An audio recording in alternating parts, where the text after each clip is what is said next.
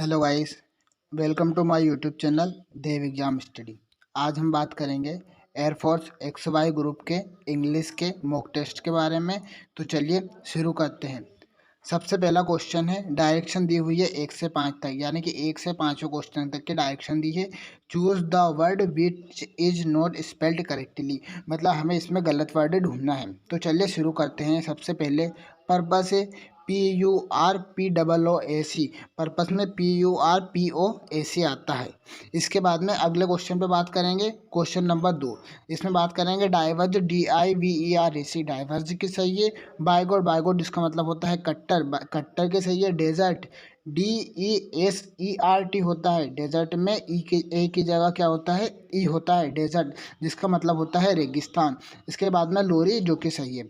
अब अगले क्वेश्चन तीसरे की बात करेंगे, जिसमें होता है प्रिवेंट, PREVE होता है, ए की जगह प्रिवेंट का मतलब होता है रोकना, प्रिवेंट में ए की जगह क्या होता है, ई होता है। इसके बाद में अगले बात करेंगे प्राउड, प्राउड का मतलब घमंड होता है। स्क्रीन का मतलब पर्दा, अनटाई का मतलब होता है खोलना। चौथे क्वेश्चन की बात करेंगे। चौथे क्वेश्चन में देखेंगे सबसे पहले एंग्री, ANGRY सही है। होमेज, HOMAGE होता है, होमेज में ई नहीं होता है, होमेज में ए होता है जिसका मतलब होता है श्रद्धांजलि। इसके बाद में लेशन, LIASION, लेसन का मतलब होता है मेलजोल। हेवी का मतलब होता है भारी। पांचवें क्वेश्चन की बात करेंगे। इसमें होता है डेवर, डेवर का मतलब होता है हाफसी की तरह खाना। हैवॉक, HAVOC, हैवॉक का मतलब होता है नाश। हॉन्ट, HAUNT, हॉन्ट का मतलब होता है आश्रय। बुलेट, BULLA नहीं होता है इसमें, बुलेट में ई होता है। तो चलिए अब बात करते हैं 6 से 10 क्वेश्चन के डायरेक्शन के बारे में।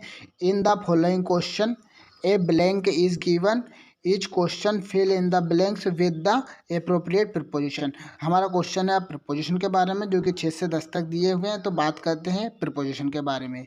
छठा क्वेश्चन है Munni is good music, blanks music. तो आप देखेंगे बाय नहीं होता है, टू नहीं होता है, विथ नहीं होता है, एट होता है।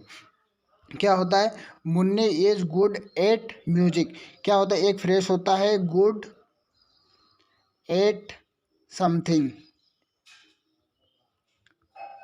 जैसे हम बात करेंगे Sachin is good at cricket, ऐसे यहाँ पे होगा Munni is good at cricket. अगले क्वेश्चन की बात करेंगे, question number 7। I must be faithful, faithful के बाद फिर फिक्स प्रिपोजिशन टू होता है, faithful to you.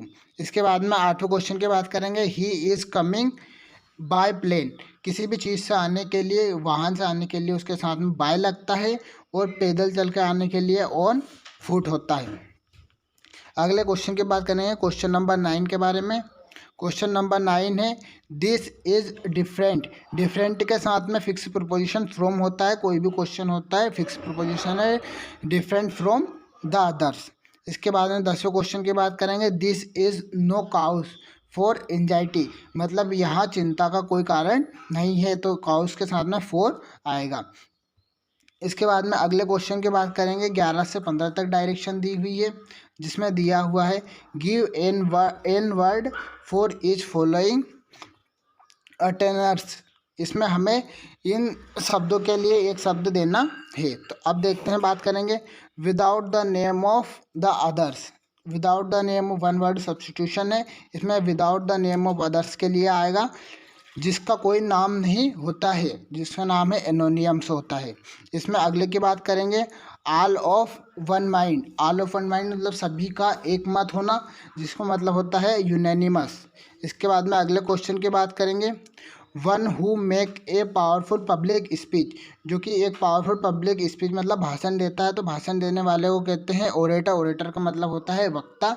Panacea, Panacea का मतलब होता है रामबाण। ऑर्फन का मतलब अनाथ, और ग्रोसर का मतलब होता है दुकानदार। इसके बाद में 14वें क्वेश्चन की बात करेंगे, ए पीरियड ऑफ 100 ईयर्स, मतलब 100 सालों का, 100 सालों का समूह जिसे बोलते हैं सेंचुरी।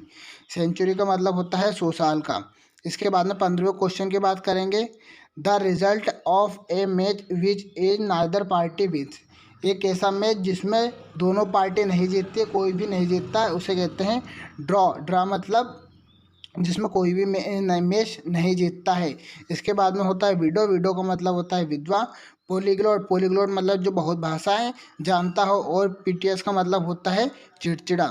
इसके बाद में 16 से 17 दो क्वेश्चन के बारे में है। बात करेंगे pick the word which is synonyms, मतलब हमें सिनोनियम्स देखने हैं, समानार्थी देखने हैं। तो स्टिमुलेट, स्टिमुलेट का मतलब होता है प्रोत्साहित करना, तो हमें इसमें प्रोत्साहित करना देखना है। तो इनकोज, इनकोज का मतलब होता है प्रोत्साहित करना। प्रिवेंट का मतलब होता है रोकना। हिंडर का मतलब होता है छिपाना। और डिस्कोर्ज का मतलब होता है हतोत्साहित करना। अगले क्वेश्चन की बात करेंगे। अगले क्वेश्चन का मतलब है ओरिजिनेट। ओरिजिनेट की बात करेंगे तो ओरिजिनेट का मतलब होता है शुरुआती, शुरुआती होता है ओरिजिनेट का मतलब। तो हमें इसका सिनोनियम से ढूंढना है। तो इसमें टर्मिनेट नहीं होगा, एन, एन का मतलब अंत होगा, टर्मिनेट का मतलब भी अंत होगा। इसमें देखते हैं क्रिएट, क्रिएट का मतलब होता है शुरुआत या बनाना, तो इसका सही ऑप्शन हो जाएगा क्रिएट। अगले क्वेश्चन की बात करते हैं तो 18 से 20 तक। Pick up the correct antonym, तो अब हमें एंटोनियम की बात करनी है 18 से 20वें क्वेश्चन तक। तो चलिए बात करते हैं। अब इसमें होता है रिवार्ड, रिवार्ड का मतलब होता है सम्मान, तो हमें इसका एंटोनियम ढूंढना है। तो एंटोनियम ढूंढने के जैसे पेनाल्टी, पेनाल्टी मतलब यही इसका एंटोनियम हो जाएगा पेनाल्टी। पेनाल्टी का मतलब होता है कि जैसे जुर्माना लगाना। डिमोशन, डिमोशन का मतलब होता है पदवी घटाना। प्रमोशन, प्रमोशन इसका अपोजिट हो जाएगा, इन दोनों का अपोजिट हो जाएगा। तो प्रमोशन का मतलब होता है पदोन्नति करना। इसके बाद में अगले क्वेश्चन की बात करेंगे तो यूज़फुल, यूज़फुल का मतलब होता है कि उपयोगी। इसका मतलब होता है अनप्रॉफिटेबल, अनप्रॉफिटेबल का मतलब होगा अनुपयोगी।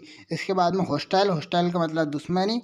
प्रैक्टिकल, प्रैक्टिकल मतलब व्यवहारिक। वर्थवाइल, वर्थवाइल मतलब संतोषजनक। कोई काम करते हैं जिसमें हमें पूर्णतः संतोष मिल जाता है तो उसे संतोषजनक कहते हैं। अब इसके बाद में है ऑटोनॉमी, ऑटोनॉमी का मतलब होता है स्वराज्य, जिसमें स्वयं का शासन होगा।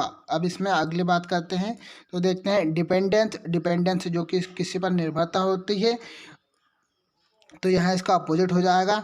इसके बाद में है लिबर्टी, लिबर्टी का मतलब होता है स्वतंत्रता।